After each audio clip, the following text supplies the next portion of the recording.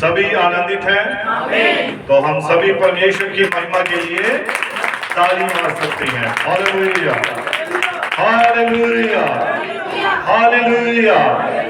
और हमारे युग के नबी ने, जैसा कि पिछली बार भी, पिछले सप्ताहों में, पिछले समयों में, महीनों में, सालों में हम बताते हैं, हमारे युग का नबी क्या नाम है? भाई विलियम मैरियन ब्रैनम। हालेलुया। और इस नबी के द्वारा यहोवा परमेश्वर ने हर एक भेद को क्या कर दिया? प्रकट कर दिया, संपूर्ण कर दिया। हालेलुया। और कुछ भी अब गुप्त नहीं रहा, सारी बातों को हमारे युग के नबी के द्वारा खुदा ने हमारे ऊपर क्या कर दिया है? प्रकट कर दिया है। हालेलुया। और सबसे खास बात क्या है? प्रार्थना। प्रार्थना क्या करती है? प्रार्थना हालातों को बदलती है। प्रार्थना जवाब लेकर आती है। प्रार्थना उत्तर लेकर आती है। हालेलुया। और लिखा है कि प्रार्थना जो है, इसका जो असर होता है बहुत जबरदस्त होता है। हालेलुया। क्योंकि इसे करने वाला कोई भी मनुष्य वो एक साधारण व्यक्ति है, एक आम व्यक्ति है। हालेलुया। एक खास होता है, आम व्यक्ति है, साधारण व्यक्ति है। तो नबी कहता है कि प्रार्थना का असर बहुत जबरदस्त होता है, क्योंकि इसे करने वाला एक साधारण इंसान होता है, साधारण व्यक्ति होता है, लेकिन इसको सुनने वाला वो जीवित यहोवा परमेश्वर है। हालेलुया। कौन है वो? जीवित यहोवा परमेश्वर है। जिसके कान है वो सुनता है, जिसकी आंखें हैं वो देखता है, जिसका मुंह है वो जवाब देता है। हालेलुया। कितने लोग सुबह 3 बजे या 4 बजे उठते हैं? हाथ खड़ा करेंगे। जो 3 बजे 4 बजे अपने आप उनकी जाग खुल जाती है, अपने आप खुलती है। हाँ, तो मैं आपको बताना चाहता हूं कि ये आपकी जाग अपने आप क्यों खुलती है। और हमारे युग के नबी ने कहा है कि अगर आपकी नींद 3 बजे से लेकर या 5 बजे के बीचकार में खुलती है, तो इसका मतलब है कि खुदा आपको जगा रहा है। उस वक्त आत्मा सक्रिय होता है।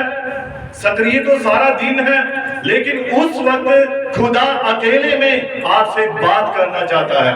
और वो एक दिव्य शक्ति है, एक दिव्य ताकत है, जो आपके साथ, आपके हृदय से बात करना चाहती है। और जो लोग सुबह उठकर दुआ करते हैं, प्रार्थना करते हैं, तो खुदा उनकी अवश्य सुनता है। Hallelujah, hallelujah. तो इसीलिए सुबह जल्दी उठा कीजिए। हमारे बीच में हमारी बहन शकुंतला बैठी हुई है पटेल चौक से, और ये बहन बता रही थी कि इन्हें एक दर्शन हुआ, और इन्होंने मेरे से सवाल किया, फोन किया और कहा कि पास्टर जी आप थोड़ा खड़े हो जाइए, मैं आपके थोड़ा इस बात को बताना चाहता हूं। और आप फोन पर बोल सकते हैं या मैं ही बोल दूं? हाँ, इस तरफ मुंह कर लीजिए, आप कलीसिया की तरफ मुंह कर लीजिए। हाँ, तो हमारी बहन शकुंतला, और इन्होंने मुझसे सवाल किया, पूछा फोन करके, माइक रहने दो, पकड़ लो, माइक रहने दो, आप कोई बात नहीं, मैं बात कर देता हूँ। और इन्होंने पूछा कि पास्टर जी जब मैं प्रार्थना कर रही थी और मेरे पास 3 औरतें आ गई। क्यों ऐसा ही है बहन जी? हाँ, 3 औरतें इनके पास आ गई, और एक दर्शन की बात हो रही है, और वो इनसे क्या कहने लगी कि तुम्हारा जो तेरा पास्टर है वो सही नहीं है, और जहां पर तू जाती है वो जगह सही नहीं है, तो हम तुझे एक नई जगह बताएंगे, एक नया पास्टर बताएंगे, और वो इससे भी अच्छा होगा। तो इन्होंने कहा कि नहीं, मेरा तो पास्टर वही है। तो उन्होंने क्या कहा वो बोलती कि हम तेरे साथ, हम तुझे वहां लेकर जाएंगी, नई जगह पर लेकर जाएंगी। तो इन्होंने कहा कि नहीं नहीं, मैं तुम्हारे साथ नहीं जाऊंगी। और ये दर्शन की बात बता रहे हैं कि बोलती कि जब मैं उनसे बात कर रही थी और वो मुझे जबरदस्ती कर रही थी, तो वो मुझे खींच रही थी कि हमें तुझे लेकर जाना ही जाना है। तो ऐसा करते करते इन्होंने दर्शन में बताया कि मैं यहाँ पहुंच गई गेट के पास गली में, और जब यहाँ पहुंच गई तो यहाँ पहुंचने पर वो औरतें भी पीछे आ गई। तो जब ये अंदर आने लगी तो वो औरतें इन्हें खींच रही थी, तो वहीं पर इन्हें एक व्यक्ति दिखाई दिया जिसके बाल सफेद थे और उसने एक सफेद रंग का चोगा कपड़ा पहना हुआ था। तो उस व्यक्ति ने इनको पकड़ लिया और इनसे पूछा कि ये औरतें कौन है। तो इन्होंने कहा कि मुझे नहीं पता, कि ये मुझे कहती है ऐसे ऐसे। तो उस व्यक्ति ने इनसे कहा कि तेरा पास्टर कौन है। तो इन्होंने कहा कि यही जहां पर मैं आई हूं और यही मेरा पास्टर है। तो उस व्यक्ति ने उन औरतों को डांटा और भगा दिया और वो औरतें भागकर चली गई।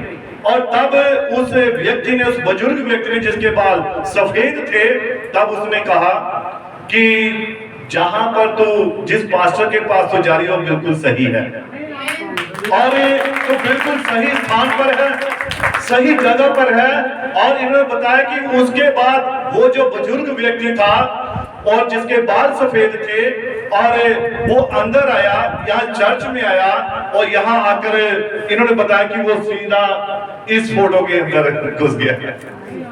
यीशु सिंह, ऐसा ही है सिस्टर जी, बहन जी। हाँ, और मैं ये कहना चाहता हूं कि अगर खुदा की उपस्थिति, हाँ बैठिए आप, खुदा आपको बड़ी बरकत दे, बड़ी आशीष दे। दर्शन तो उनका काफी लंबा था, बहुत सारी और भी बातें इन्होंने बताई थी, लेकिन मैंने शॉर्ट में बताया कि खुदा अपने लोगों के बीच में काम करता है। Hallelujah, hallelujah. और हमारे युग के नबी ने कहा कि जब आप कोई सपना देखते हैं तो अगर वो सपना पूरा हो जाता है तो फिर वो दर्शन बन जाता है। हालेलुया। तो इसीलिए क्या करना होता है कि हमें अपने खुदा का आदर करना होता है। हालेलुया।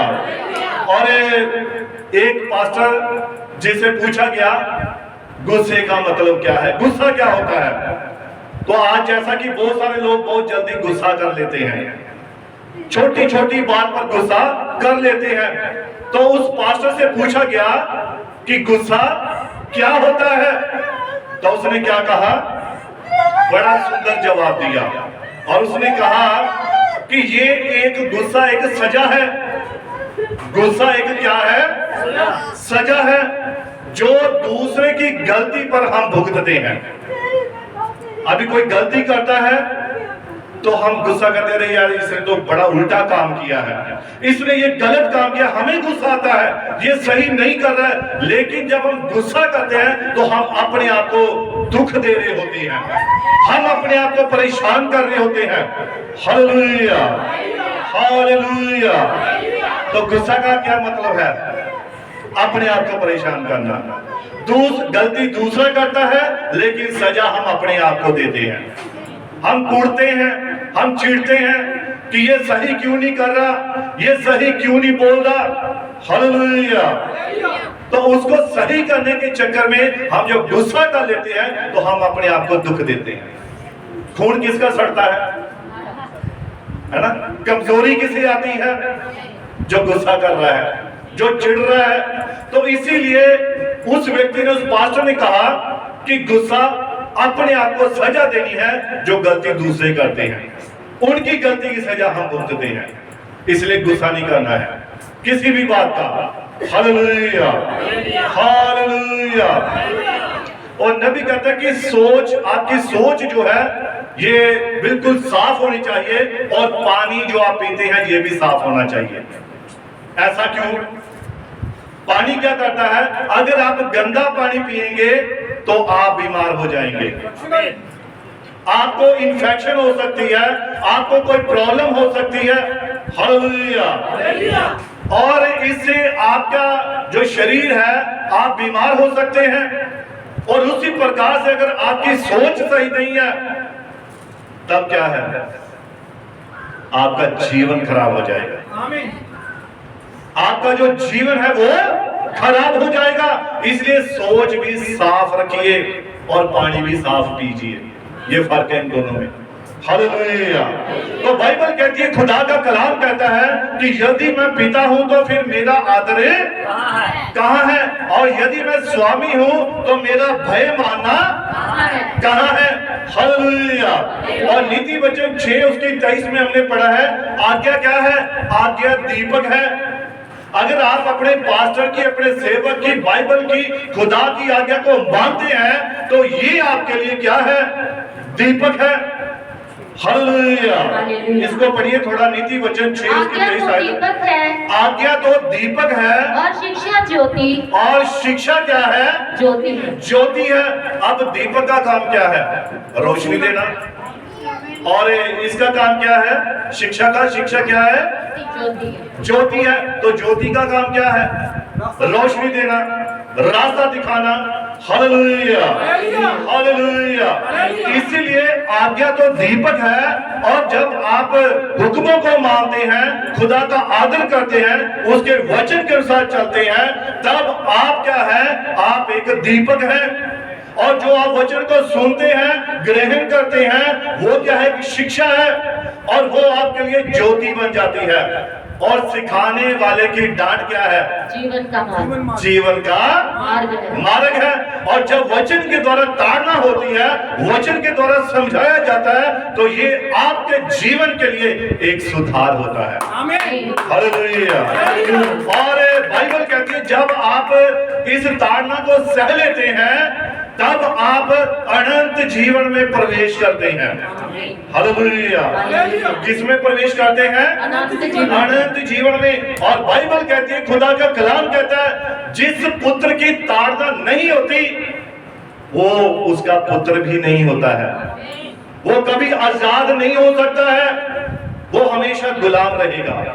हालेलुया। तो इसीलिए आदर किसका करना है? आदर खुदा का करना है, परमेश्वर के जन का आदर करना है, उसके कलाम का आदर करना है। जैसा कि पिछली बार भी बताया था कि लोग आज बाइबल का आदर नहीं कर रहे हैं ना, बाइबल का भी आदर नहीं कर रहे हैं। जहां पर बैठे बाइबल को नीचे रखते हैं, साफ कर लेते हैं, इसे बेंच को, कुर्सी को साफ कर लेंगे, तो ये क्या है? आदर ना देना। अभी बच्चे ने बाइबल पकड़ी होती है, तो कभी माँ बाप ने उसके हाथ से बाइबल पकड़ी? बताइए, नहीं पकड़ी। पता है बाइबल है, कोई बात नहीं, फट जाएगी, नहीं ले लेंगे, ऐसा ही होता है। तो अगर बच्चे ने 500 का नोट पकड़ा हो और झट हाथ जाएगा, अब पकड़ा, ये फाड़ देगा। क्यों? वो 500 का नोट है, वो 2000 का नोट है, लेकिन इतनी कीमती बाइबल बच्चा फाड़ रहा है, नीचे फेंक रहा है, हम इसकी परवाह नहीं करते, हम इसका आदर नहीं करते हैं।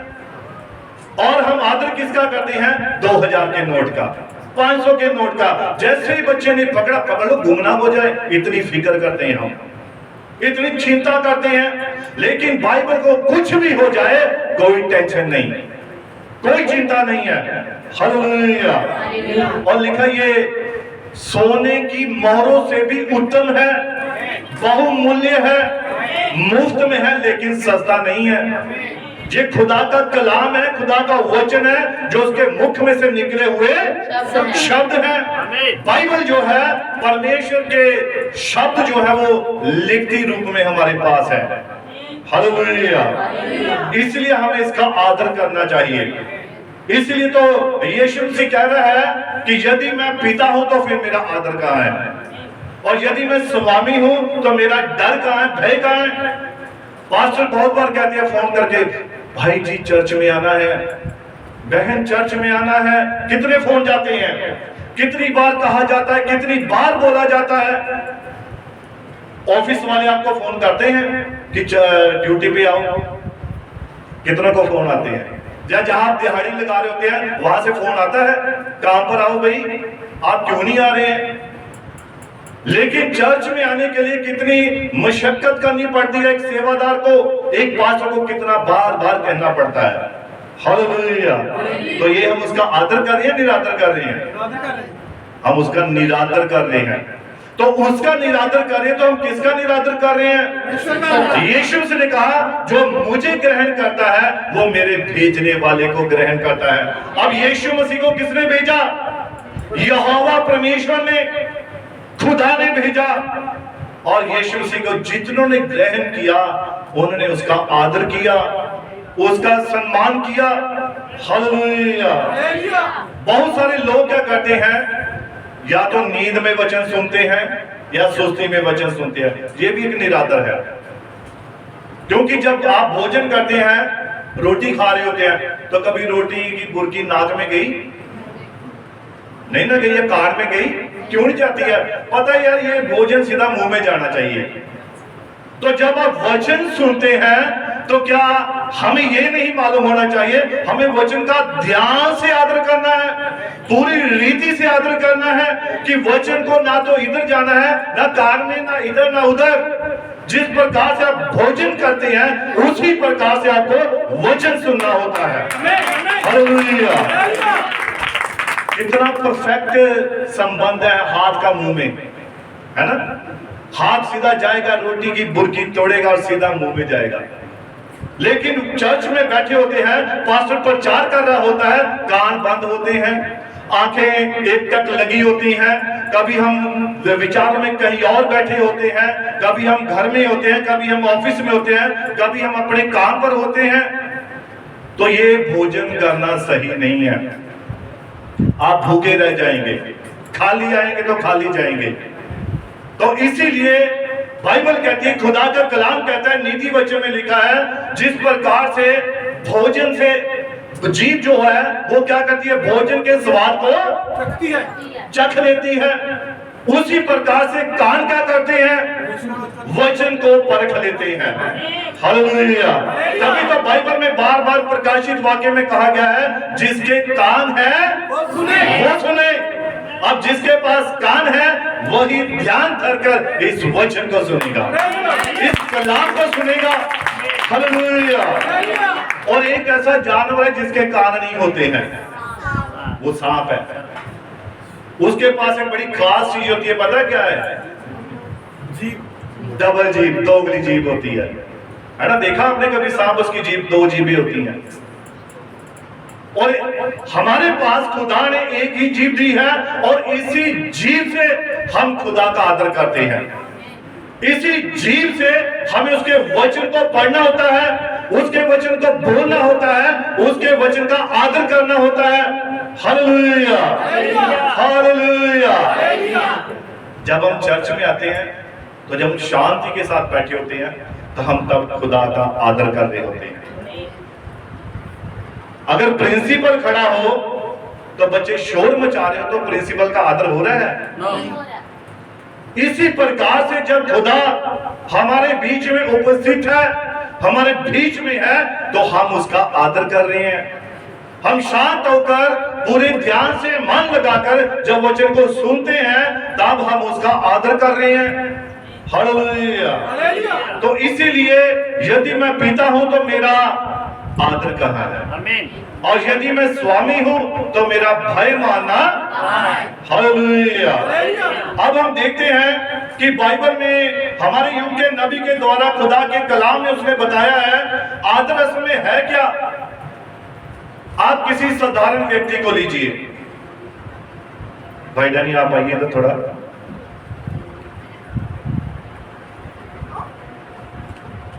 और आप कितने जानते हैं कि भाई डैनी कौन है? आमीन। कौन है ये? क्या काम करते हैं? इलेक्ट्रिशियन का काम करते हैं। तो ये इलेक्ट्रिशियन है ना, बिजली का काम करने वाले। चर्च का सारा काम इन्होंने किया है, जितनी भी लाइटिंग है, जितनी भी वायरिंग है, जितना भी सब कुछ है, बहुत कुछ भाई ने प्रभु के लिए किया है, और कर भी रहे हैं, और भी करना चाहते हैं। अब मैं आपसे एक सवाल पूछता हूं, ये भाई डैनी है, और कौन कौन डरता है इनसे? डरता है कोई? ये बिजली वाले हैं ना, इलेक्ट्रिशियन है, साधारण व्यक्ति हैं, कोई आदर नहीं करेगा। तो अगर भाई डैनी कह रहे बैठो चुप रहो, कोई कहना मानेगा? नहीं मानेगा। क्यों? ये साधारण इंसान है भाई। कौन है डैनी? इलेक्ट्रिशियन है भाई। लेकिन अगर यही डैनी, अगर इसको हम एसएसपी साहब की वर्दी पहना दें, या ये एसएसपी साहब बन जाए, पुलिस वाले बन जाए, तब इनका आदर होगा? तब डरेंगे इनसे? फिर डरेंगे, क्योंकि पुलिस का डर लगता है। अगर यही डैनी अगर शहर का मेयर बन जाए तो सभी डरेंगे, सभी आदर करेंगे। हालेलुया। तो इसीलिए यहोवा चाहता है, खुदा चाहता है कि उसके बेटे और उसकी बेटियां उसका क्या करें? आदर करें। हालेलुया। तो नबी ने यहाँ पर लिखा है कि अगर कोई व्यक्ति, अगर किसान है, अगर कोई व्यक्ति एक साधारण दुकानदार है, अगर एक दिहाड़ी लगाने वाला है, तो कोई भी उसका आदर नहीं करता है। लेकिन नबी कहता है उसे एक बार पुलिस वाला बन जाने दो, उसे शहर का मेयर बन जाने दो, सभी उसका आदर करेंगे, सभी उसका डर मानेंगे। तो खुदा क्या चाहता है? अगर मैं पिता हूं तो फिर मेरा आदर करना है, और अगर मैं स्वामी हूं तो मेरा भय मानना कहां है? हालेलुया। God bless you. बैठिए। तो इसीलिए यहोवा परमेश्वर, और उसने अपने नबी के द्वारा हमारे साथ बातें की है, और उसने कहा है, नबी कहता है कि मैं डरता हूं अपनी मां से, मैं डरता हूं अपनी पत्नी से। अब आप कैसे? अच्छा, नबी पत्नी से डरता था, पत्नियां बड़ी खुश होंगी। नबी डरता था, तो अभी ये तो बड़ी अच्छी बात भाई, हमें तो एक मौका मिल गया, अब हम भी अपने पतियों पर हुक्म चलाएंगे। लेकिन ये वो बात नहीं है। नबी कहता है मैं डरता हूं अपनी मां से, मैं डरता हूं अपनी पत्नी से, मैं डरता हूं अपने बच्चों से, मैं डरता हूं अपने पड़ोसियों से, मैं डरता हूं अपने समाज से। क्यों डरता हूं? ताकि मेरे द्वारा किसी को कोई ठोकर ना लगे। हालेलुया। हालेलुया। मेरे जीवन से, या मेरी बातों से, या मेरे बोलने से, या मेरे देखने से, या मेरे सुनने से किसी को कोई ठोकर ना लगे। इसीलिए नबी कहता मैं डरता हूं, अपने आप से भी डरता हूं। वो कहता मैं खुद भी डरता हूं अपने आप से, कहीं मुझसे ही कोई ऐसी बात है ना हो जाए जो खुदा के वचन के खिलाफ हो। हालेलुया। इसीलिए हमें क्या करना है? खुदा का भय मानना है, डर मानना है। आज लोगों में डर ही नहीं है। जैसा कि मैंने पहली बार भी कहा, बताया कि जो आप सभी दुआ करेंगे। महान स्वर्गीय पिता प्रभु यीशु मसीह, तेरा धन्यवाद, तेरी स्तुति, तेरी महिमा, तेरी उस्सत करता हूं मेरे पिता, मेरे स्वामी। मैं विश्वास करता हूं कि पवित्र आत्मा की मौजूदगी यहाँ पर है पिता, और प्रभु यीशु मसीह तेरे यीशु नाम से मेरी शैतान की सारी चालें फेल हो जाए प्रभु, और तेरे ही नाम को महिमा, तेरे ही नाम को आदर मिले पिता। तू दया और कृपा कर। दुआ प्रभु यीशु मसीह के नाम से मांगते हैं, आमीन। हालेलुया। हालेलुया। तो इसीलिए भय मानना क्या है? भय मानने से खुदा का आदर करते हैं।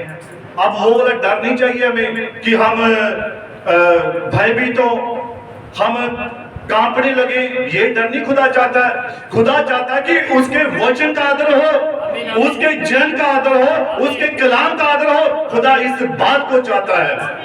हालेलुया। हालेलुया। तो इसीलिए नबी कहता है भय ही, आदर जो आता है कहां से आता है? जैसे भय से आता है। जब आप खुदा का भय मानते हैं तब आदर आता है। हालेलुया। और भय ही इसे उत्पन्न करता है, ये अपने आप नहीं आता है। ये खुदा का, जब आप वचन पढ़ते हैं, कलाम को पढ़ते हैं, बाइबल को पढ़ते हैं, दुआ करते हैं, तब खुदा का डर आपके हृदय में आता है, तब आप उसका आदर करते हैं। फिर जो भी यहाँ से पुलपिट से प्रचार किया जाता है, हम उसका पालन करते हैं। हालेलुया। नबी कहता है आदर क्या है? जब प्रचार किया जाता है, कि पास्टर प्रचार करता है, तो नबी कहता है उसे अपने प्रचार का पहले आदर करना होता है, उसे अपने प्रचार को अपने जीवन में लाना होता है। और जो कलीसिया है, जो प्रचार सुनती है, उसे भी उस प्रचार को जीना होता है, उसे भी उस प्रचार को जीना होता है। तब आप उस प्रचार का, उस वचन का आदर कर रहे होते हैं। Hallelujah, hallelujah. अब बाइबल में हम देखते हैं कि एक जन था एलिया, और एलिया जो कि खुदा का एक जन था, पवित्र जन था, उसका जब आदर नहीं हुआ तो क्या हो गया? जब हम इसको पढ़ते हैं दूसरा राजा उसका पहला अध्याय और उसकी 9 आयत में, जब हमने इससे पिछले जो संदेश हुआ था वो कौन सा संदेश हुआ था? हाँ बताएंगे। इस संडे जो पिछले संडे पर चार हो, उससे पिछले संडे कौन सा हुआ था? कितनों को याद है? हाँ, परफेक्ट मेडिसिन, सिद्ध मेडिसिन, पक्की दवाई जो थी वो यीशु मसीह है। तो उसमें बता रहे थे जो अहाजिया राजा था वो अपने महल की 4 दीवारी के ऊपर घूम रहा था, टहल रहा था, और वहां से गिरकर बीमार हो गया था। तो उसने कहां पर अपने सैनिकों को भेजा? दूतों को एक्रोन में, जाओ जाकर पूछो कि जिस चारपाई पर मैं पड़ा हूं क्या मैं इससे बच जाऊंगा या मर जाऊंगा। हालेलुया। और उसने एक्रोन में बाल-ज़बूल के पास भेजा, लेकिन खुदा के जन एलिया नबी के पास अपने दूतों को नहीं भेजा, उसका आदर नहीं किया, उसकी रिस्पेक्ट नहीं की। तो लिखा है वहां पर, पढ़िए इसको। अहाब के मरने के बाद दूसरा राजा पहला अध्याय 9 आयत से। तब उसने उसके पास 50 सिपाहियों के एक प्रधान को, और उसने क्या किया? अहाजिया राजा ने, जब उसे पता चला कि एलिया ने मेरे बारे में ऐसा कहा है, तो उसने उसके पास अपने सैनिकों को भेजा। और जब सैनिक एलिया नबी के पास गए, ध्यान से सुने मेरी बात को, सभी का ध्यान मेरी तरफ होना चाहिए, है ना? कहां होना चाहिए? आपकी तरफ। हाँ, पास्टर की तरफ होना चाहिए, वचन की ओर होना चाहिए। और एलिया नबी के पास उसने अपने दूतों को भेजा, और एलिया नबी उस वक्त कहां पर बैठा हुआ था? पहाड़ की चोटी पर बैठा हुआ था। और आप जानते हैं वो पहाड़ की चोटी कौन है? ये देखिए, ये है पहाड़ की चोटी, सिद्ध प्रेम। आमीन। एलिया लिखा है वचन में, आप पढ़िए इसको। हाँ जी। उसके 50 सिपाहियों समेत भेजा, और उस राजा ने, अहाजिया ने अपने 50 सैनिक भेजे और उनके ऊपर एक प्रधान भी बनाकर भेजा। और वो यानी कि 51 व्यक्ति जिनके ऊपर एक प्रधान था, वो 50 व्यक्ति और वो प्रधान एलिया नबी के पास गए। हाँ जी पढ़िए। प्रधान ने एलिया के पास जाकर क्या देखा कि वह पहाड़ की चोटी पर बैठा है। अब बताइए कहां देखा उसने बैठा है? पहाड़ की चोटी पर। सभी बोलेंगे कहां बैठा एलिया? पहाड़ की चोटी पर बैठा है। और वो कहां पर है? नीचे। वो नीचे है ना? अब उसने क्या किया? आप देखिए कि खुदा के जन का आदर हुआ या नहीं हुआ। अब देखिए, आगे पढ़िए। उसने उससे कहा, और उसने उससे कहा, हे परमेश्वर के भक्त, हे परमेश्वर के, क्या आवाज दी उसने? हे परमेश्वर के भक्त। हाँ जी पढ़िए। राजा ने कहा है, राजा ने कहा है तू उतरा। कि तू उतरा। अब वो नीचे खड़ा है। अब कोई भाई यहाँ से नीचे से आवाज, पास्टर जी थोड़ा नीचे आकर मेरी बात सुनना, है ना? जब नीचे आकर मेरी बात सुनना। तो वो जो प्रधान था वो एलिया को, जो चोटी के पत्थर पर बैठा हुआ था, उस पहाड़ पर बैठा था, तो उसने क्या कहा? राजा ने कहा है नीचे उतरा। नीचे उतरा। तब उसने क्या जवाब दिया? जी पढ़िए। एलिया ने उस 50 सिपाहियों के प्रधान से कहा, तब एलिया ने उस 50 जो सैनिक थे उनके प्रधान से कहा, यदि मैं परमेश्वर का भक्त हूँ, यदि मैं परमेश्वर का, भक्त हूँ, अगर मैं खुदा का जन हूं, ध्यान से सुनिए मेरी बात को, यहाँ बात को बड़े ध्यान से पकड़ने वाली बात है। 50 व्यक्ति गए हैं, उनके ऊपर एक प्रधान है जो एलिया को बुलाने के लिए गए हैं। अब बुलाने का तरीका क्या है? उनको बुलाने का तरीका नहीं मालूम था, उन्हें पता नहीं था खुदा के जन से बात ही कैसे करनी है, उसे कैसे बुलाना है, कैसे उसके साथ वार्तालाप करना है, उन्हें पता ही नहीं था। और हुआ क्या कि उसने कहा कि हे परमेश्वर के भक्त, राजा ने कहा नीचे उतरा। अब बाइबल कहती है, तिमोथियस, पहला तिमोथियस 5 उसके 17 में, कि जो परमेश्वर के वचन को प्रचार करते हैं वो 2 गुनी आदर के योग्य हैं। अब यहाँ पर एलिया महान भविष्यद्वक्ता, महान नबी, जिसके पास सामर्थ्य थी कि आकाश से आग को बरसा सकता था और उसने बरसाकर दिखाई भी। और उस महान नबी को बुलाने का तरीका क्या था? आज बहुत सारे लोग ऐसे ही हैं, उन्हें पता ही नहीं है कि अपने पास्टर से बात कैसे करनी है, अपने सेवादार से बात कैसे करनी है। तो उन्होंने कैसे कहा? राजा ने कहा नीचे उतरा, क्योंकि मैं एक सैनिक को देख 50 व्यक्ति मेरे सामने हैं और ये 50 व्यक्ति क्या सोचेंगे? अरे हमारा प्रधान एलिया के पास जा रहा है, उसे प्रणाम कर रहा है, उसके पास झुक रहा है। तो वो अकड़ कर खड़ा कि 50 व्यक्ति क्या कहेंगे। बस ये जो बात होती ना, लोग क्या कहेंगे, यही बात व्यक्ति को मार देती है, यही बात व्यक्ति को मार देती है। उसे ना तो कोई आशीष मिल पाती है, ना कोई बरकत मिल पाती है। पड़ोसी क्या कहेंगे, लोग क्या कहेंगे, जमाना क्या कहेगा। तो इस बात को उस सैनिक के मन में भी आई, मेरे ये सैनिक क्या कहेंगे कि तू प्रधान होकर एलिया के पास ऊपर जा रहा है, इसे नीचे बुला। देखा हम तेरे 50 व्यक्ति तेरे अधीन है, तेरे कंट्रोल में है। तू कहता है कि ये काम करो, हम भाग कर करते हैं, तू कहता है ये करो, हम करते हैं। तो क्या तू उसके पास जाएगा, प्रधान होकर जाएगा? इसे नीचे बुला, इसे पता लगे कि राजा के सैनिक आए हैं, प्रधान आए हैं। तो उसने क्या कहा कि राजा ने कहा नीचे उतरा। तो एलिया ने क्या कहा? यदि मैं परमेश्वर का यदि मैं परमेश्वर का भक्त हूं। अब ये किसे कह रहा है? ये उसे नहीं कह रहा है, वो खुदा के आगे दुआ कर रहा है। यदि मैं परमेश्वर का जन हूं, भक्त हूं, तो क्या हो? हाँ जी पढ़िए। तो आकाश से आग गिरकर तुझे तेरे 50 समेत भस्म कर डाले। तो आकाश से आग आए और तुझे तेरे 50 सैनिकों के समेत भस्म कर दे। अब ये उसने प्रार्थना किसके आगे की? यहोवा परमेश्वर के आगे। अगर मैं तेरा भक्त हूं, अगर मैं तेरा जन हूं, तो इसे बता कि कैसे आदर किया जाता है, कैसे रिस्पेक्ट की जाती है। तो लिखा है अगर सचमुच मैं तेरा जन हूं, मैं तेरा भक्त हूं, तो आकाश में से आग आए और इन 50 समेत इस प्रधान को भी क्या कर दे? भस्म कर दे। तो क्या हुआ? आग आग आई और उसने उन 50 को, उस प्रधान को क्या कर दिया? भस्म कर दिया। बड़ी आप इसे हाँ जी। तब आकाश से आग उतरी, तब आकाश से आग उतरी और उसे उसके 50 समेत भस्म कर दिया। और उसे उसके 50 के समेत क्या कर दिया? भस्म कर दिया।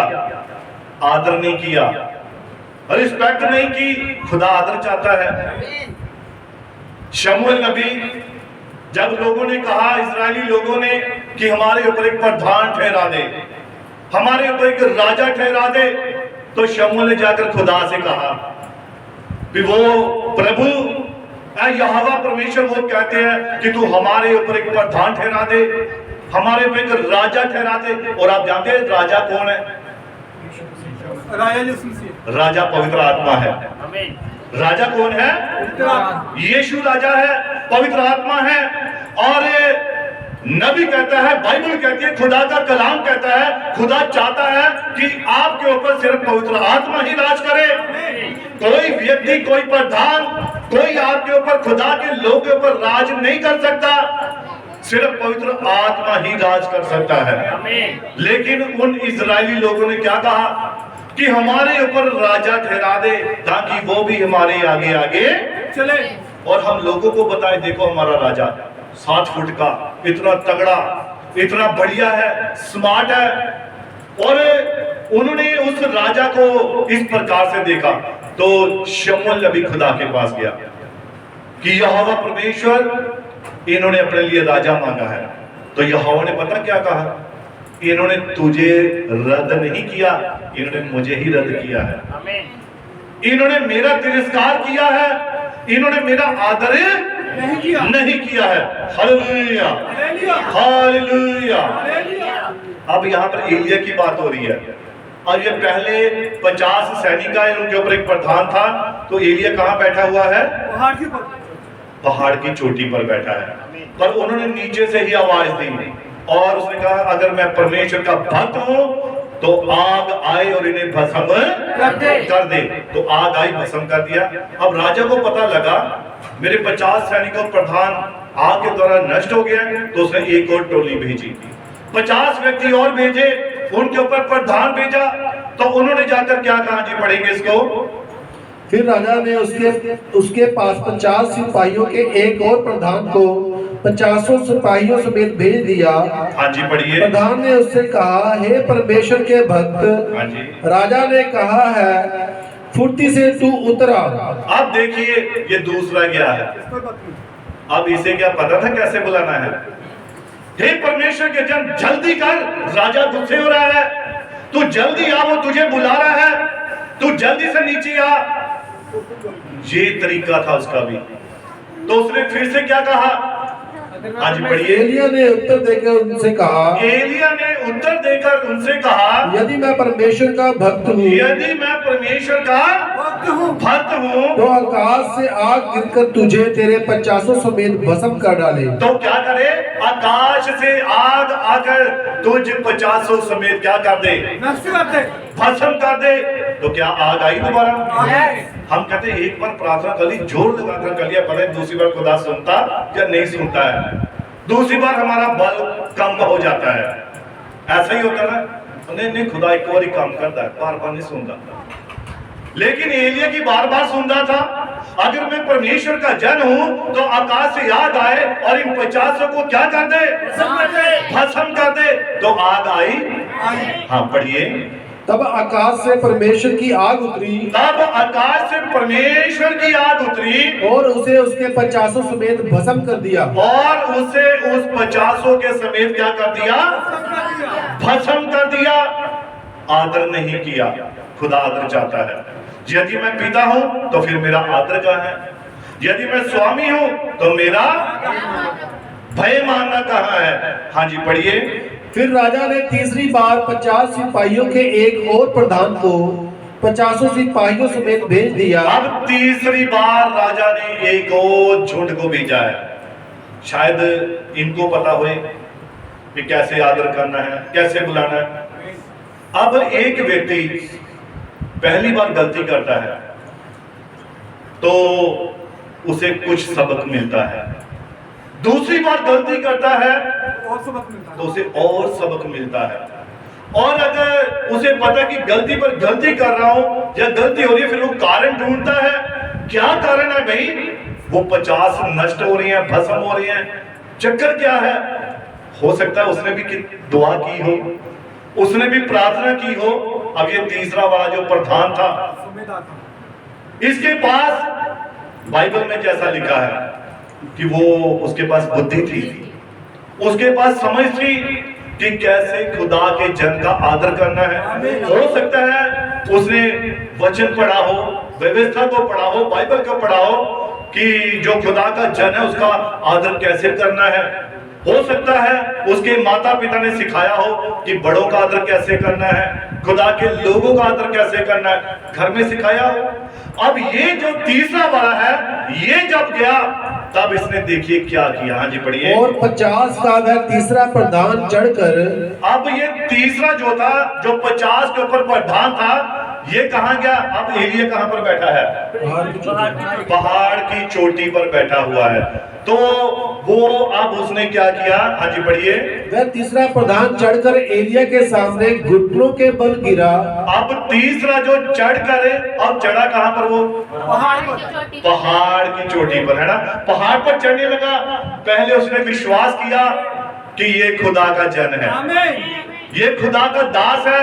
उसने इस बात का विश्वास किया, इसके कहने से आकाश से आग बरस रही है, इसके कहने से सैनिक भस्म हो रहे हैं। उसने ये विश्वास किया कि ये सचमुच खुदा का ही दास है, क्योंकि जो उसके चिन्ह थे वो प्रमाणित कर रहे थे कि ये परमेश्वर का भेजा हुआ एक जन है। और उसने विश्वास किया। पहला स्टेप क्या है? विश्वास। इब्रानी की पुस्तक में लिखा है परमेश्वर के पास आने वालों को ये विश्वास करना था कि वो है। उनके पास ये विश्वास होना चाहिए कि जिसके पास जा रहे हैं वो है भी या नहीं है। तो परमेश्वर के पास आने वालों को विश्वास होना चाहिए कि परमेश्वर है, और विश्वास के बिना आप परमेश्वर को प्रसन्न नहीं कर सकते, कभी खुश कर ही नहीं सकते। कैसे खुश कर सकते हैं जब आपको पता ही नहीं है कि परमेश्वर है। तो जब आपको पता है, विश्वास है परमेश्वर है, तभी आप चंगे होंगे, तभी आपकी चंगाई मिलेगी, तभी आपके बंद रास्ते खुलेंगे जब आप विश्वास लेकर आते हैं। हालेलुया। अब उसने क्या किया? विश्वास, फिर सद्गुण, फिर समझ, ये सब उसके पास आने लगी। जैसे जैसे पहाड़ पर चढ़ता गया, उसके पास सद्गुण भी आ गया, उसके पास समझ भी आ गई, उसके पास संयम आ गया, धीरज आ गया, भक्ति आ गई, भाईचारे का प्रेम आ गया। अब वो जानता था कि खुदा अपने हुक्मों को मानने वालों को आदर देता है। अब एलिय्याह ने क्या कहा जी, पढ़िए। और गिड़गिड़ाकर उससे कहने लगा। अब उस सैनिक ने पहले पहाड़ पर चढ़ा और गिड़गिड़ाने लगा, गिड़गिड़ाकर प्रार्थना करने लगा। और क्या कहा उसने? हे परमेश्वर के भक्त, हे परमेश्वर के भक्त, मेरा प्राण और तेरे इन 50 दासों के प्राण, और तेरे इन 50 दासों के प्राण तेरी दृष्टि में अनमोल ठहरे, तेरी दृष्टि में अनमोल ठहरे। अब देखिए, उसने अपनी भी सुरक्षा की और उन 50 की भी सुरक्षा की, अपने लिए भी दुआ की और 50 के लिए भी दुआ की। ऐसा नहीं कि मैं प्रधान हूं भाई, मैं अकेला चला जाता हूं, ये भस्म होते रहे तो होते रहे। उसके मन में यह विचार नहीं आया। उसने ऊपर जाकर, ऊपर चढ़ा, पहाड़ पर गया, झुका, प्रणाम किया। हे खुदा के भक्त, हे खुदा के जन, तेरी दृष्टि में, तेरी निगाह में मेरा प्राण और इन 50 के प्राण बहुमूल्य ठहरे। और तब क्या हुआ? हाँ जी पढ़िए।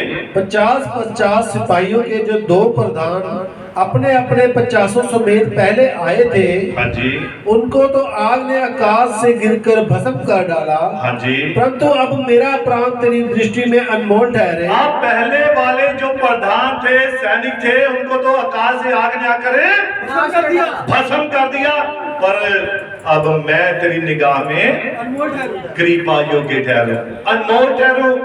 तब खुदा ने एलिय्याह से क्या कहा जी पढ़िए। तब यहोवा के दूत ने एलिय्याह से कहा, तब यहोवा के दूत ने एलिय्याह से कहा, उसके संग नीचे जा, उसके संग नीचे जा। अब खुदा का जब हम आदर करते हैं, उसके जन का आदर करते हैं, तो खुदा भी अपने जन का आदर करता है। हालेलुया। इसीलिए यहोवा कहता है कि यदि मैं पिता हूं तो फिर मेरा आदर, और यदि मैं स्वामी हूं तो मेरा भय मानना कहाँ है? आज खुदा का भय चाहिए, हमारे मन में चाहिए, हमारे जीवन में चाहिए, बच्चों में चाहिए, माता पिता में चाहिए। अगर बाइबल पढ़नी है तो परिवार के समेत पढ़िए, शाम की दुआ कीजिए, सुबह की दुआ कीजिए, प्रार्थना कीजिए, खुदा से बातचीत कीजिए। जब आप दुआ में बैठते हैं, जब आप बाइबल को पढ़ते हैं, तो खुदा से बातें करने से क्या होता है पता? आपके चेहरे बता देते हैं कि आपकी बातचीत खुदा से होती है। जो सुबह उठकर दुआ करते हैं ना, वो सारा दिन ताजा रहते हैं, सारा दिन फ्रेश रहेंगे, खुश रहेंगे, आनंदित रहेंगे, क्योंकि वो जानते हैं कि हमने अपनी जिम्मेवारी को पूरा कर लिया है। वो जानते हैं जो खुदा का था हमने खुदा को दे दिया, अब जो हमारा है वो खुदा हमें दे देगा। वो देने में सामर्थ्य है। और इसी प्रकार से जब मूसा ऊपर पहाड़ के ऊपर खुदा के पास गया था, तो 40 दिन 40 रात खुदा से बातें करता रहा, और जब वो नीचे उतरा तो उसके चेहरे से किरणें निकल रही थी, चमक निकल रही थी। खुदा की उपस्थिति में अगर हम जाएं तो हमारे चेहरे ना चमके, हमारे चेहरे पे खुशी ना हो, तो इसका मतलब हम खुदा से बात करके ही नहीं आए हैं, हमने वचन को ग्रहण किया ही नहीं है। हम कहीं हम चर्च जाते हैं, हम बाइबल को पढ़ते हैं, हम दुआ करते हैं, और हमारा जीवन कुछ और बयान करता हो, तो इसका क्या मतलब है फिर? कि हम ये सब कुछ दिल से नहीं करते हैं, हम सिर्फ फॉर्मेलिटी करते हैं। जाते हैं, ठीक है, कोई जाता है पास्टर जी के मुंह को लेकर, पास्टर जी क्या कहेंगे कि चर्च नहीं आ रहा। कोई एक दूसरे को, अरे नहीं वो बहन जा रही है मैं भी चर्च में जाऊंगी, वो भाई जा रहा है मैं भी चर्च में जाऊंगा। एक दूसरे को देखकर चर्च मत आइए, ना आप पास्टर के लिए आइए, अगर आना है तो खुदा के लिए आइए, यीशु मसीह के लिए आइए, आप अपने लिए आइए, अपने बच्चों के लिए आइए, अपने परिवार के लिए आइए। एक दूसरे को देखकर चर्च में आने को कोई फायदा नहीं है। अच्छा वो चर्च जा रहे कितने, हम भी जाते हैं चर्च, अच्छा वो कितने महीना हो गया, अब हम अभी भी हम महीना जाकर दिखाएंगे, उसे कितने हो गए 2 साल, हम 2 साल चर्च में जाकर, शर्त लगाकर नहीं आना है, कमिटमेंट करके नहीं आना है, सच्चे हृदय के साथ चर्च में आना। और वही हृदय, वही मन आशीषित होते हैं, वही बरकत लेकर जाते हैं, वही अपनी चंगाई को लेकर जाते हैं। हालेलुया। इसलिए जब भी आना हर्ष के साथ, खुशी के साथ, आनंद होकर चर्च में आना है, ताकि खुदा भी आपके लिए अपनी आशीषों के द्वारों को खोल दे। हालेलुया। मजबूरी में कौन कौन चर्च आता है? मजबूरी में कौन कौन चर्च आता है? आता कोई? मजबूरी में नहीं आना है। दाऊद कहता है कि जब मुझसे कहा गया कि आओ खुदा के घर चले, तो दाऊद तो उछलने लगा। चर्च जाना है तो नाचने लगा, कूदने लगा, और चर्च जाना है, छोड़ो भाई कोई खाना नहीं, अगर नहीं बना कोई बात नहीं, लेट नहीं होना है, टाइम से चर्च में आना है। Hallelujah, hallelujah. अगर हम चाहते हैं कि दाऊद वाला मसा हो, नबियों वाला मसा, हम कहते हैं एंड टाइम मैसेज वाले, हमारी नींव कहां पर है? रसूलों और नबियों की नींव के ऊपर हम खड़े हैं। तो फिर वो मसा कहां है भाई? वो नबियों वाला मसा कहां है? वो नबियों वाला अभिषेक कहां है? एलिया कहता था कि आकाश से आग बरसे तो आग बरसती थी। तो मेरा ये मतलब है कहने का, आपके कहने से कुछ होता है? अगर नहीं हो रहा है तो हम उस मसा के अधीन नहीं है। हालेलुया। अभी तक हमने वो मसा, वो अभिषेक नहीं पाया है।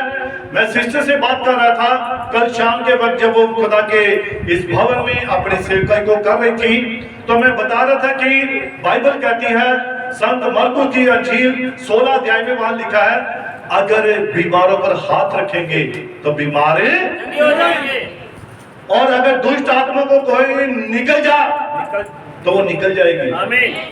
तो अगर बाइबल में ये लिखा है तो 101% ये बात पक्की है, ऐसा होगा। और वो आपके विश्वास के ऊपर आधारित है, वो आपके विश्वास के ऊपर निर्भर है। हालेलुया। अगर लिखा कि ये बल्ब जगेगा, अगर बल्ब जगेगा, अगर तारे सही है, स्विच सही है, बल्ब सही है, तो इसमें जगना ही जगना है कि नहीं जगना? अगर स्पार्किंग और इसका मतलब गड़बड़ है, अभी प्रार्थना में कमी है ना? कई बार तारे जुड़ रही होती है ना, बल्ब टिमटिमाता है, प्रॉपर उसमें बिजली नहीं आती है, तो क्या होता है फिर? इसका मतलब या तो बल्ब का फ्यूज उड़ जाएगा, या वायरिंग सड़ जाएगी, कुछ ना कुछ नुकसान होगा। यही आपकी जिंदगी में होता है। जब कोई काम नहीं हो रहा है, लेकिन बाइबल कहती है ऐसा होगा, तो नहीं हो रहा है, तो इसका मतलब कहीं पर स्पार्किंग हो रही है।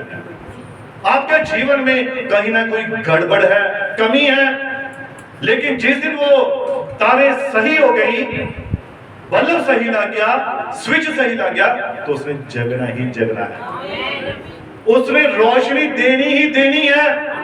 इसी प्रकार से खुदा का कलाम है, यदि मैं पिता हूं तो मेरा आदर कहां है? यदि मैं स्वामी तो मेरा भाई मानना कहां है? तो खुदा एक गिला करता है, शिकवा करता है अपने बच्चों के ऊपर, अपनी कलीसिया के ऊपर, कि मैंने बालकों का पालन पोषण किया। हम गवाहियां देते हैं कि प्रभु ने हमारे जीवन में ये काम किया, हमें चंगाई मिली, सब कुछ खुदा हमें देता है और देने की सामर्थ्य भी रखता है। लेकिन फिर भी कहीं ना कहीं हम खुदा को धोखा दे जाते हैं।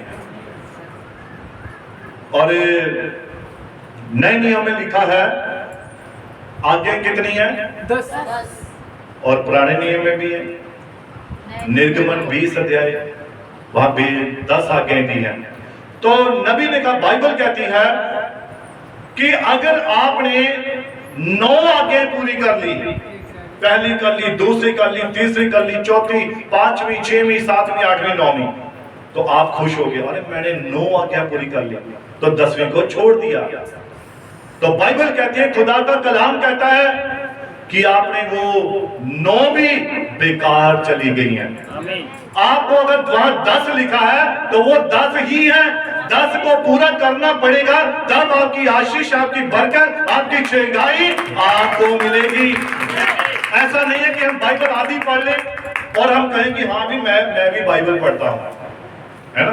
बहुत सारे लोग, मेरी पत्नी बाइबल पढ़ती है, तो आप क्या पढ़ते हो? अखबार? आप क्या पढ़ते हो?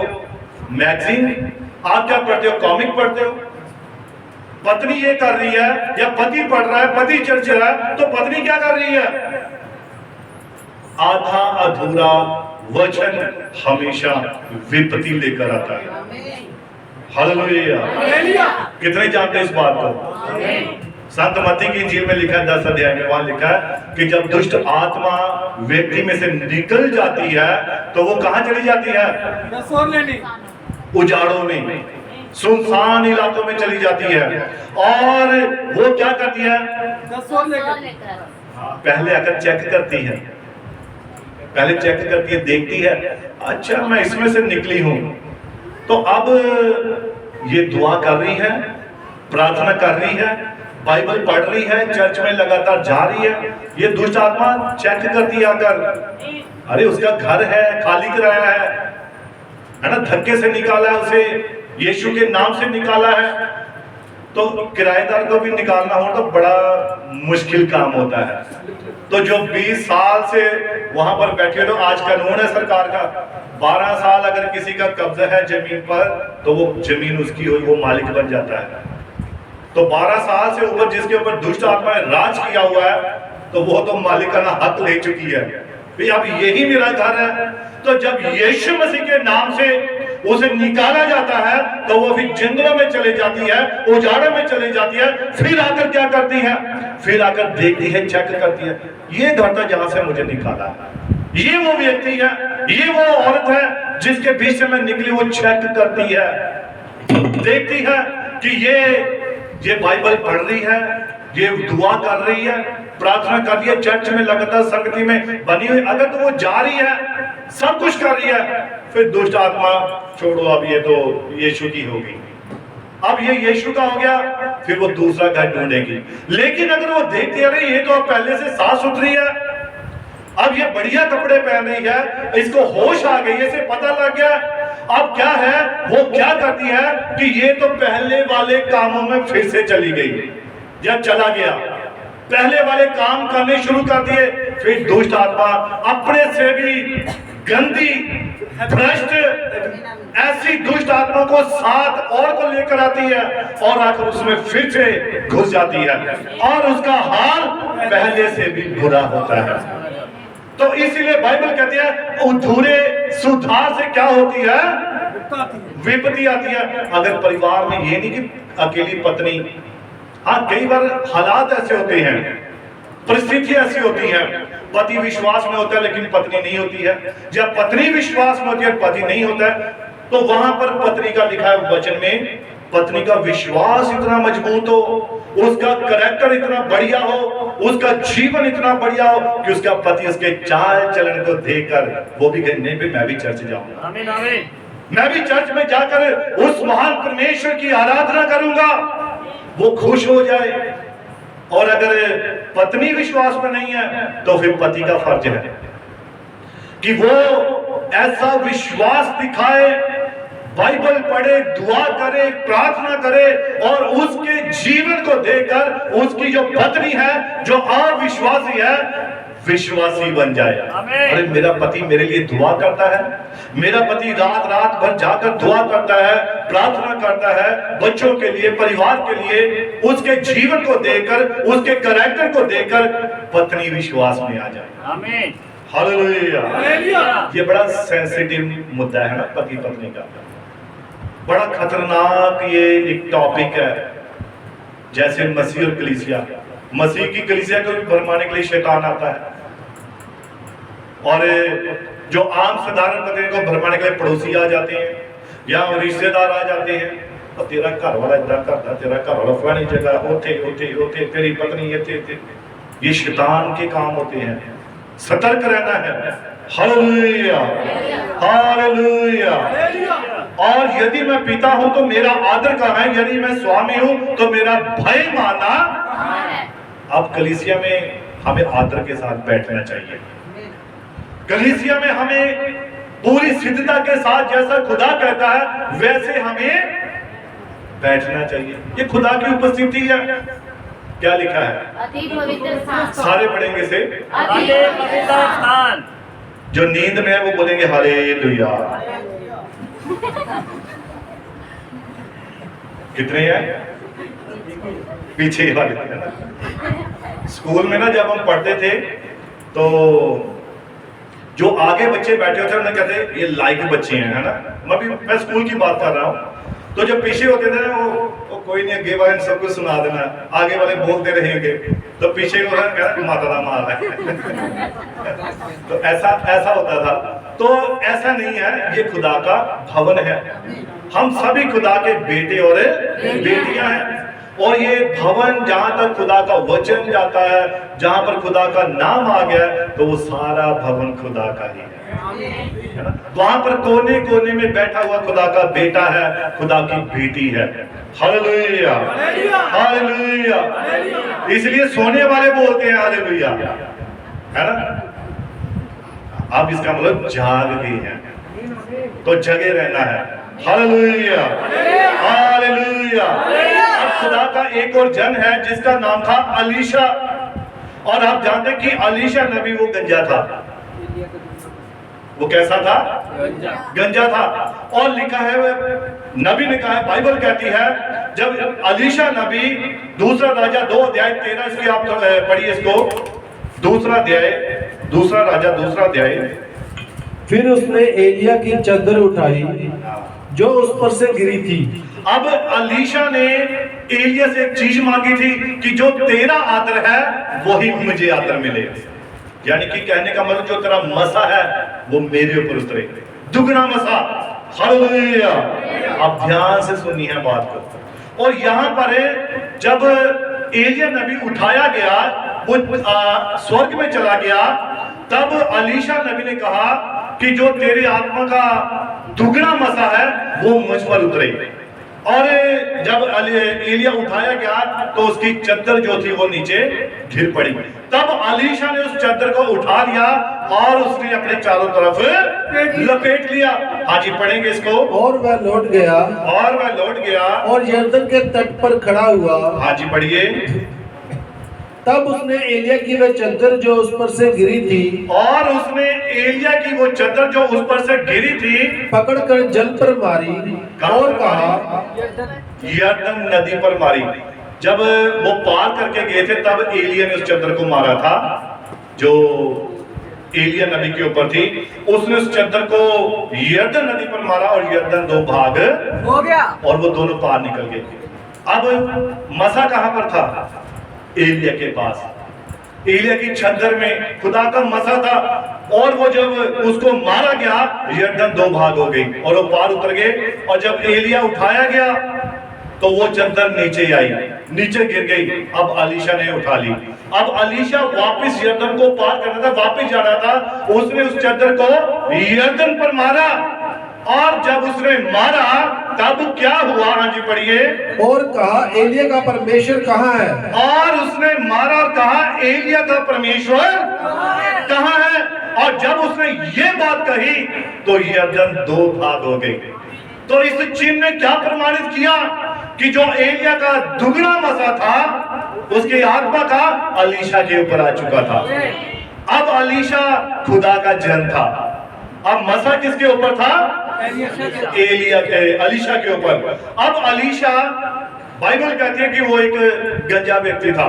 और जब वो वहां से जा रहा था और रास्ते में क्या हुआ, वहां छोटे छोटे बच्चे थे, छोटे छोटे बच्चे। अब खुदा का जन जा रहा है और वो बच्चों ने क्या कहा?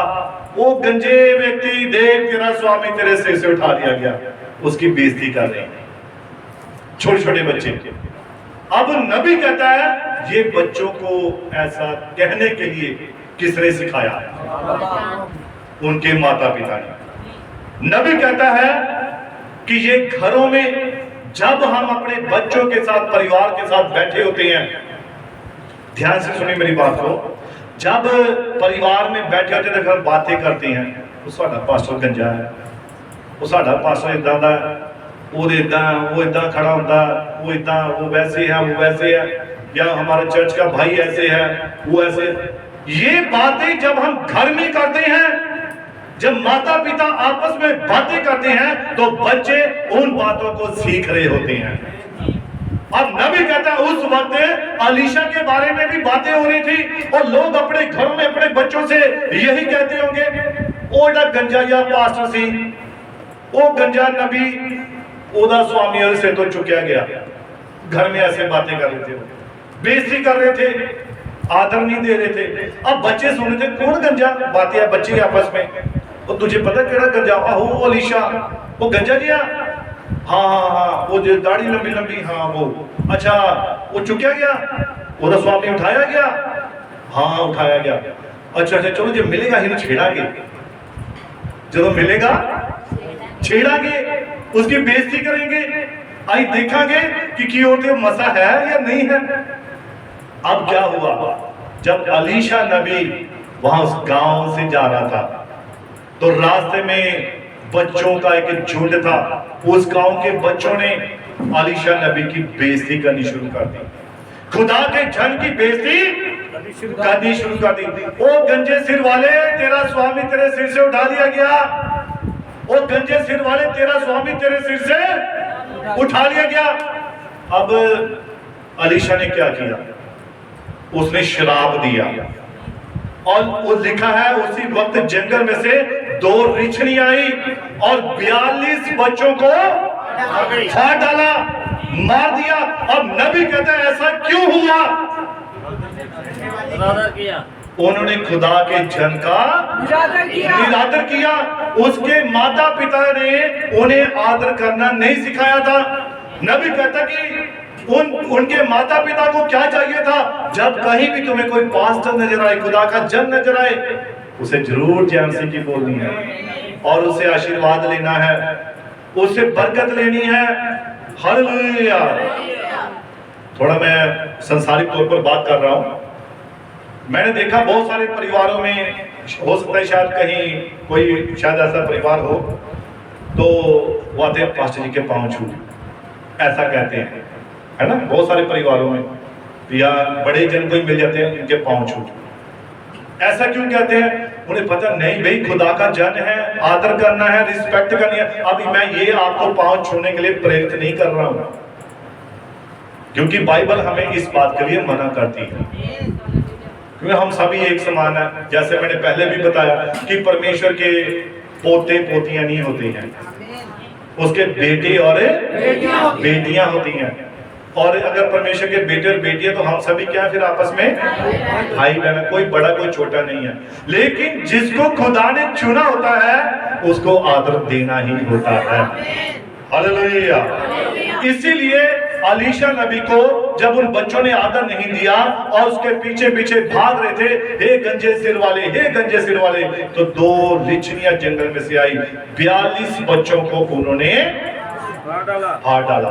इसलिए अपने नबी कहता है बच्चों को सही शिक्षा दो, सही सिखाओ, और जब भी कोई पास्टर मिले, खुदा का जन मिले, जय मसीह की बोलना जरूर सिखाओ, शालोम बोलना सिखाओ, सलाम कहना सिखाओ, यानी कि आदर देना सिखाओ, और उसे जरूर ब्लेसिंग लो, है ना। हम तो हमेशा बच्चों को यही सिखाते हैं कि बड़ों का आदर करो, हर एक को आपस में जय मसीह करो, सलाम करो। आप जानते हैं कि ये संत मत्ती की इंजील में लिखा है 5 अध्याय, इसको थोड़ा पढ़ लेंगे।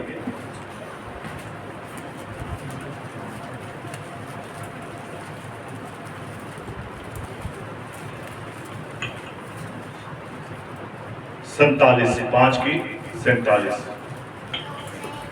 यदि तुम केवल अपने भाइयों ही को नमस्कार करो और यदि तुम केवल अपने भाइयों ही को नमस्कार करो तो कौन सा बड़ा काम करते हो? तो कौन सा बड़ा काम करते हो? हाँ जी पढ़िए। क्या अन्य जाति भी ऐसा नहीं करते? क्या अन्य जाति भी ऐसा नहीं करते?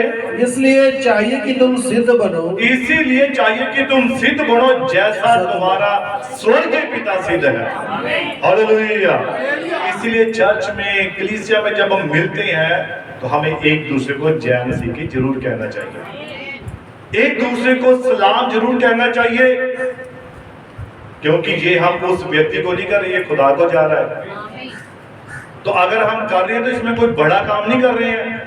मैं नहीं जय मसीह नहीं कहनी, तो अगर आप उसे नहीं कह रहे तो आप खुदा को नहीं कह रहे हैं।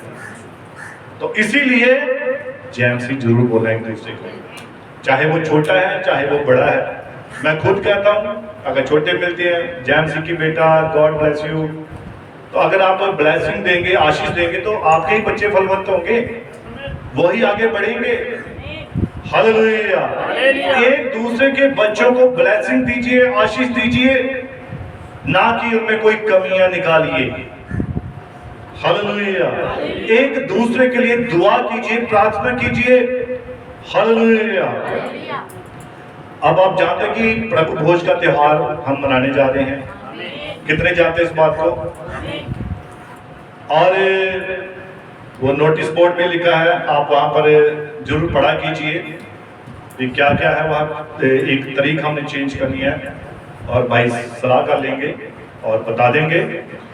और जब प्रभु भोज आता है, द लॉर्ड सपर, तो हम ये खुदा का एक महान त्योहार मनाने जा रहे होते हैं। हालेलुया। अभी ये पीछे एक वो त्योहार निकल कर गया है, वो कौन सा था? राखी, है ना?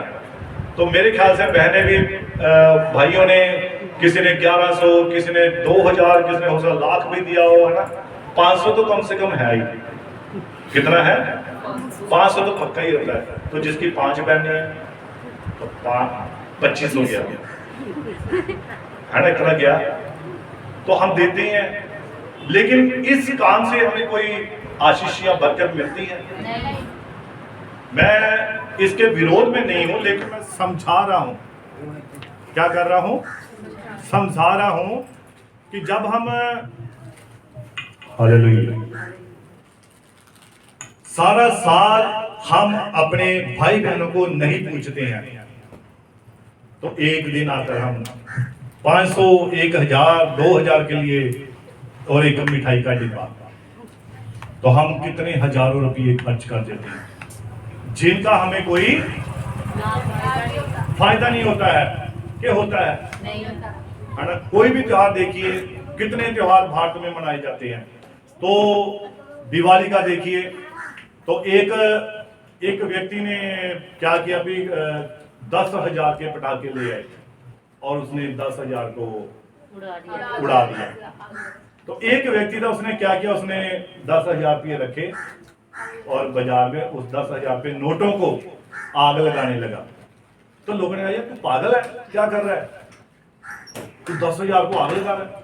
तो कहता, अगर मैं पटाखे इनके लेके आऊं, उनको भी तो आग ही लगानी है, तो इसको लगा देता हूं। बात तो एक ही है ना? बात एक ही है। तो हम इतना खर्च करते हैं जिनसे हमें हमारे आत्मिक जीवन से कोई भी संबंध नहीं है, कोई बरकत नहीं है। लेकिन जब हम कोई खुदा का कोई भी काम करते हैं, कोई भी हम उसके लिए ऐसी चीज करते हैं, तो उसकी हमें आशीष जरूर मिलती है। ये वायदा है।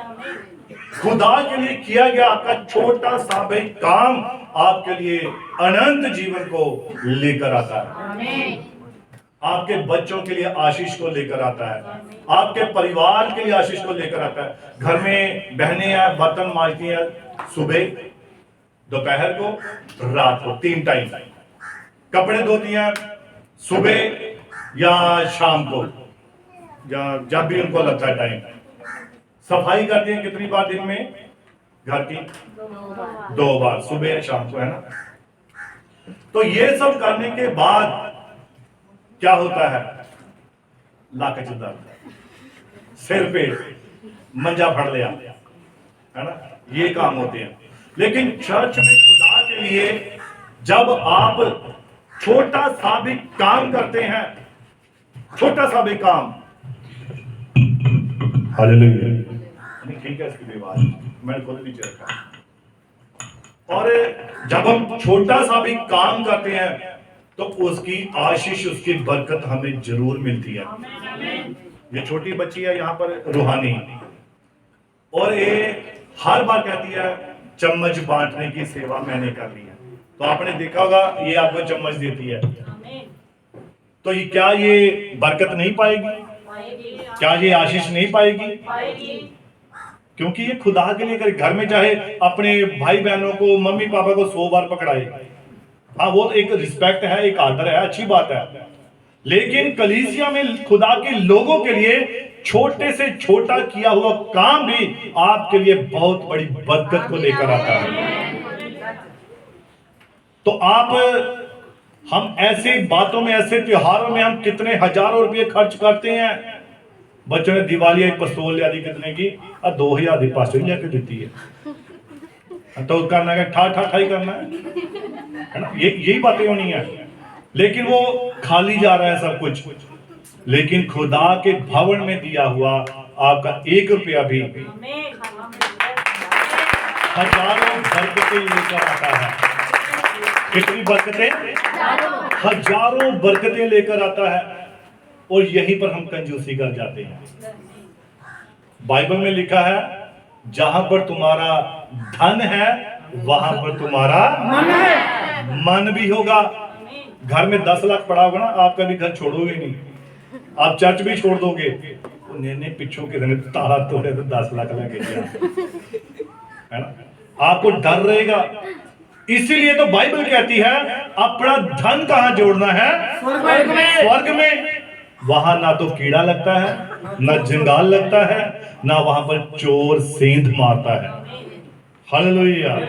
जितना पैसा जमा करना है वहां कीजिए, वहां कोई चोर नहीं हाथ लगा पाएगा। हाथ तो दूर की बात, निगाह भी नहीं लगा पाएगा। और ये आपकी दुआएं हैं, आपकी प्रार्थनाएं हैं, आपकी मेहनत है जो आप खुदा के लिए, खुदा के लोगों के लिए करते हैं, ये सब वहां इकट्ठी होती हैं। अगर धन जमा करना तो वहां कीजिए। अभी मान लो भूचाल आ जाए, तो बाइबल में लिखा यशायाह की पुस्तक में जो भूकंप आएगा कैसे आएगा? जिस प्रकार से शराबी डगमगाता है। और आपने देखा जिसने बहुत शराब पी रखी होती है वो कैसे चलता है? उसका यहां से शुरू होगा तो वो कोने में जाकर टेढ़ा हो जाएगा धीरे से जाकर, है ना। ऐसे ही पृथ्वी डगमगाएगी। पृथ्वी ऐसी इस प्रकार से होगी। बाइबल कहती है, यीशु मसीह ने कहा है पत्थर के ऊपर पत्थर भी नहीं छोड़ा जाएगा। आमीन। अभी देख लिए ईंट के ऊपर ईंट पड़ी है नीचे, हम सोचे ये कैसे गिर सकती है भाई? जब तक उसे हम प्लेट को टेढ़ा ना करें, है ना। ये मान लीजिए ये बाइबल, इसके ऊपर मैंने माइक रखा है, अगर इसमें टेढ़ा करूंगा ये गिरेगा। तो इसी प्रकार से खुदा पृथ्वी को करेगा। ऐसे ऐसे भूचाल आएंगे, भूकंप आएंगे, पृथ्वी टेढ़ी तक होगी। फिर ताकि अगर हम सोचें फिर हमने तो 20 फुट नीचे इसकी नींव खोदी है मकान की, ये नहीं गिरेगा, तो खुदा उल्टा ही कर देगा, चल निकल बाहर। तो जब ये सब बातें ऐसे नष्ट होनी है, नाश होनी है, तो जितना हम खुदा के लिए करें वो हमारे लिए कम ही होगा। अपने इसको खोलिए, दिल को खोलिए, जेब को चाहे मत खोलिए। अगर दिल खुल गया जेब भी खुल जाएगी। हम असल में दिल ही नहीं खोलते हैं, है ना। और जो इन्होंने पैसे मांग लिए चर्च में, है ना, दिल हमारा वो पंजाबी काऊ माऊ है ना, ऐसे होना शुरू हो जाता है। तो अगर खुदा के काम के लिए हमारा दिल ऐसे धड़कना शुरू हो जाता है, डरना शुरू हो जाता है, तो फिर मैं तो कहता हूं कि, है ना, यहां बैठना बेकार है। तो इसीलिए जब भी खुदा के किसी काम के लिए कहा जाता है तो अपने हृदयों को खोलो, जबरदस्ती के साथ नहीं, ना दबाव में आकर, है ना। ये भी नहीं सोचना नहीं हूं पास्टर ने क्या चल दो यार कोई गल नहीं, हूं देना पैना, ऐसे नहीं देना है। अगर आपका मन करता है, सच में दिल आपका करता है, तब देना है, वरना कोई बात नहीं। खुदा के घर में किसी चीज की कमी नहीं होती, है ना। उसने तो काम कर लेना है। परमेश्वर का काम आज तक कभी रुका है? जब खुदा ने पृथ्वी को बनाना शुरू किया तो खुदा को क्या ईंट सीमेंट इन चीजों की कमी पड़ी? क्या उसने तो बोला हो गया। उसे ना तो मिस्त्रियों की जरूरत थी, ना उसे मजदूरों की जरूरत थी। खुदा तो कह रहा था, हो रहा था। अभी भी खुदा कहते भी आपके परिवारों में मेरी ब्लेसिंग, मेरी आशीष है भाई, तो वो आएगी, जरूर आएगी, हो जाएगा। तो इसीलिए दिल को खोलना है खुदा के लिए। ये बाइबल में लिखा है, उसमें करंथिया में 8 अध्याय में, कि जो कौन सी, इसको थोड़ा एक मिनट पढ़ लीजिए, उसके बाद मैं समाप्त करता हूं। पहला करंथिया 8।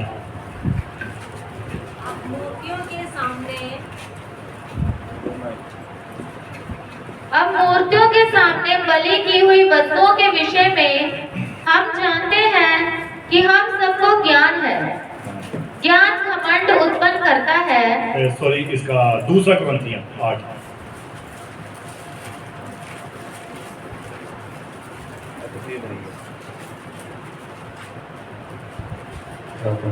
दूसरा कुरिन्थियों 8 अध्याय। अब पहले इसका शीर्षक क्या है, इसको पढ़िए। उदार पूर्वक दान देना। उदारता पूर्वक दान देना। कैसे देना है? उदारता पूर्वक। उदारता पूर्वक दान देना है। उदार होकर, यानी कि आंख बंद कर ली, मन से उद्धार हो गए हम। खुदा तेरे वचन से, तेरे कलाम से, तेरी आशीषों से, तेरी बरकतों से हम उद्धार हो गए हैं। तो इसीलिए वो खुदा उस तरीके से चाहता है। पढ़िए अब हे भाइयों, हाँ जी, हम तुम्हें परमेश्वर के उस अनुग्रह का समाचार देते हैं। अब हे भाइयों, हम तुम्हें परमेश्वर के उस अनुग्रह का समाचार देते हैं जो मक्की दुनिया की कलीसियाओं पर हुआ है। कौन सी कलीसियाओं पर हुआ है? मक्की दुनिया। किसका अनुग्रह हुआ है? खुदा का। कौन सी कलीसिया पर हुआ? मक्की दुनिया की कलीसिया पर जो परमेश्वर का अनुग्रह हुआ, उसका सुसमाचार पौलुस दे रहा है कि वहां पर कैसे लोगों ने आशीषें पाई, कैसे बरकतें पाई। आप इसको पढ़िए। हाँ जी, कि कलेश की बड़ी परीक्षा में उनके बड़े आनंद और भारी कंगालपन में उनकी उदारता बहुत बढ़ गई। अब देखिए, जो मक्की दुनिया की कलीसिया थी, वहां पर आ गया था कंगालपन। अब कंगाल कैसे होता व्यक्ति? जेब ऐसे निकाली, खाली है जी, देखो है नहीं कुछ, है ना। हम दिखाते हैं है ही नहीं कुछ भी, जेब खाली, अब देख ला भरा, है ना। तो ऐसा बोलते हैं ना हम, हालेलुया। तो हम क्या कहते हैं? अब देख लो भाई, कोई पैसा नहीं है, कंगालपन, कुछ भी नहीं है। हालेलुया। तो लिखा है सबसे पहले कि कलेश की बड़ी परीक्षा में उनके ऊपर ऐसे बड़े बड़े कलेश आ गए। घरों में हो सकता है झगड़े हो, घर में हो सकता है कमी हो सकता है वहां पर उनके पास खाने के लिए रोटी भी ना हो, कुछ भी ना हो। लेकिन लिखा कि कलेश की बड़ी परीक्षा में उनके बड़े आनंद और भारी कंगालपन में उनकी उदारता और बढ़ गई। जब कंगालपन आया, जब कलेश आया, तो वो खुदा के काम के लिए और आगे बढ़ गए और उनमें उत्साह आ गया। अच्छा, खुदा का काम है, लो भाई मेरी तरफ से ये, मेरी तरफ से ये, मैं ये करूंगा, मैं वो करूंगा। हाँ जी, पढ़िए 3 आयतें। उनके विषय में मेरी ये गवाही है। अब देखिए, संत पौलुस मकीदुनिया की कलीसिया के विषय में गवाही दे रहा है कि उस कलीसिया में जब भारी कंगालपन आ गया, जब वो बड़ी कलेश में थे और उनकी उदारता बढ़ गई, दान देने की सामर्थ बढ़ गई, जबकि उनके पास कुछ था ही नहीं, फिर भी उनके हृदय खुल गए। हाँ जी, पढ़िए। उनके विषय में मेरी ये गवाही है, और उनके विषय में मेरी ये गवाही है कि उन्होंने अपनी सामर्थ्य भर वरन सामर्थ्य से भी बाहर मन से दिया। किसे दिया? सामर्थ्य से। अपनी सामर्थ्य से वरन सामर्थ्य से बढ़कर। अगर मान लीजिए वो 10,000 देते हैं, मान लीजिए उदाहरण के तौर पर बात कर रहा हूं, तो उन्होंने 10 लाख तक देने की कोशिश की। उन्होंने ये नहीं कहा कि नहीं नहीं यार, घर च कलेश है, थे आटा मुक्या पे थे, इन्होंने पेदा इस चीज में पेदा पैसे देंगे। लेकिन लिखा है उनके विषय मेरी ये गवाही है कि उन्होंने अपने सामर्थ भर वरन सामर्थ से भी बाहर मन से दिया, कुड़कुड़ाहट के साथ नहीं या जबरदस्ती के साथ नहीं, मन से दिया। जब मन किया तब दिया। तो हमारा तो मन करता ही नहीं है ना। वैसे ही मैं बात कर रहा हूं, हमारा मन तो करता ही नहीं है कि खुदा के लिए काम के लिए हाथ बढ़ाए, है ना। तो लिखा है कि ये सब उन्होंने किया, लेकिन कहां से किया? मन से किया, जबरदस्ती ने। अभी वचन अभी समझाना तो पड़ेगा, बोलना तो पड़ेगा कि नहीं बोलना पड़ेगा? बोलना पड़ेगा। हाँ जी, पढ़िए आगे। और इस दान में और पवित्र लोगों की सेवा में भागी होने के अनुग्रह के विषय में। अब यहाँ पर रुकिए, और लिखा है और इस दान में और पवित्र लोगों की सेवा में भागी होने के लिए, यानी कि जो पवित्र लोग हैं, जो खुदा के आगे झुके रहते हैं, दुआ करते हैं, प्रार्थना करते हैं, लिखा उनके विषय में और इस दान में और पवित्र लोगों की सेवा में भागी होने के अनुग्रह के विषय में हमसे बार बार बहुत विनती की कि खुदा दे काम च हाथ बढ़ाओ, खुदा दे काम च हाथ बढ़ाओ, खुदा दे काम च हाथ बढ़ाओ। बार बार विनती की पवित्र लोगों के लिए, खुदा के लोगों के लिए क्या करना है? हाथ को बढ़ाना है। जी पढ़िए। और जैसे हमने आशा की थी, और जैसी हमने आशा की थी वैसे ही नहीं, हाँ। वरन उन्होंने प्रभु को फिर परमेश्वर की इच्छा से हमको भी अपने आप को दे दिया। और उन्होंने लिखा कि दान तो दिया, लेकिन जैसे कहते हैं तंग मन से, ढंग से खुदा की सेवा करो, है ना। अपना शरीर भी दिया, खुद आकर हाँ जी पाचरी ये मेरी सेवा है, और बताइए काम कौन सा मैंने करना है। उन्होंने अपने आप को भी दे दिया। अब बहुत बार क्या होता है, हम चर्च में कोई चीज भेंट करते हैं या कुछ भी, मान लीजिए उदाहरण के तौर पर कोई खाने वाली चीज भेंट कर दी, प्याज दे दिए, है ना। तो अब प्याज छीलने वाला मान लो कोई भाई नहीं है, तो एक ही व्यक्ति है, तो उसकी मदद करने के लिए वो व्यक्ति कोई भी आगे आ सकता है। अगर बर्तन साफ करने की सेवा है तो ये एक ही व्यक्ति की ड्यूटी है भैया। आप किसी का मन नहीं करता है यार मैं भी ये सेवा करूं, है ना। हमारे मन में ये लालसा होनी चाहिए कि नहीं भाई ये काम मैं करूं, मैंने भी बरकत लेनी है, मैंने भी आशीष लेनी है। अब ये नहीं है कि मैं बर्तन मांजने की एक ही सेवा कर रहा है, खाना बनाने वाला खाना बनाकर वो बना रहा है, उसके साथ कोई मददगार नहीं है, तो बाकी सोचे नहीं भाई इसकी ड्यूटी है भाई यही अकेला काम करेगा, तो बाकी आराम से। ऐसा नहीं है, हम सभी खुदा के काम के लिए एकजुट होकर काम करना है। ऐसा नहीं है कि ये नौजवान जो बच्चे हैं, ये नौजवान लड़के लड़कियां हैं, ये भी अभी से सीखेंगे तो आगे बढ़ पाएंगे। अभी से आपको धर्म के कामों की सेवा करनी पड़ेगी, सीखेंगे तो आगे करेंगे, तभी बरकतें मिलेंगी, तभी आशीषें मिलेंगी। हालेलुया। हाँ, तो इसको थोड़ा पढ़िए। इसीलिए हमने तीतुस को समझाया कि जैसा उसने पहले आरंभ किया था वैसा ही तुम्हारे बीच में इस दान के काम को पूरा भी कर ले। हाँ, पढ़िए। इसीलिए जैसे तुम हर बात में अर्थात विश्वास, अब देखिए ध्यान से सुनिए। इसलिए जैसे तुम हर बात में अर्थात विश्वास में, वचन, ज्ञान और सब प्रकार के यत्न में और उस प्रेम में जो हमसे रखते हो बढ़ते जाते हो, वैसे ही। अब देखिए हम कहते हैं पास ही बाइबल पढ़ रहे हैं, हम लगातार चर्च आ रहे हैं, हम ये कर रहे हैं, हम वो कर रहे हैं, तो अच्छी बात है, बढ़िया बात है, सब कुछ सही है। तो लिखा है वैसे ही इस दान के काम में भी बढ़ते जाओ। क्या लिखा है? वैसे ही इस दान के काम में भी बढ़ते जाओ। हम विश्वास में बढ़ रहे हैं। अकेला अगर शरीर ही हमारा इतना बड़ा हो जाए तो बाकी शरीर छोटा रहे, तो उस व्यक्ति को क्या कहते हैं? अपंग।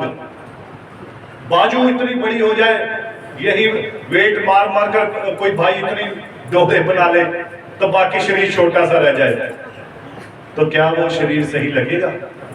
तो लिखा कि जब हम विश्वास में बढ़ रहे हैं, अनुग्रह में बढ़ रहे हैं, कृपा में बढ़ रहे हैं, तो इस दान के काम में भी आगे। बाकी बाहर जितना मर्जी आप कर लो, लेकिन खुदा में, मसीह में दिया हुआ 1 रुपया भी आपका हजारों लाखों बरकतें लेकर आता है, आशीषें लेकर आता है। तो इसलिए प्रभु भोज की सभा है, तो अपने आप को तैयार करना है।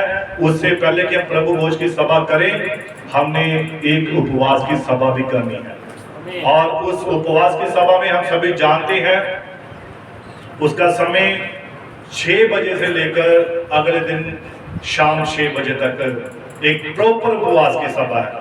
नहीं तो यहाँ हमारे कुछ भाई बहन बैठे जिन्होंने बरकतें पाई हैं इन उपवास के द्वारा। Hallelujah, hallelujah. इसलिए यदि मैं पिता हूँ तो मेरा आदर है, और यदि मैं स्वामी हूँ तो मेरा भाई मानना का है। तो इसीलिए खुदा का आदर, उसके वचन को, उसके हुक्म को मानकर ही हम पूरा कर सकते हैं।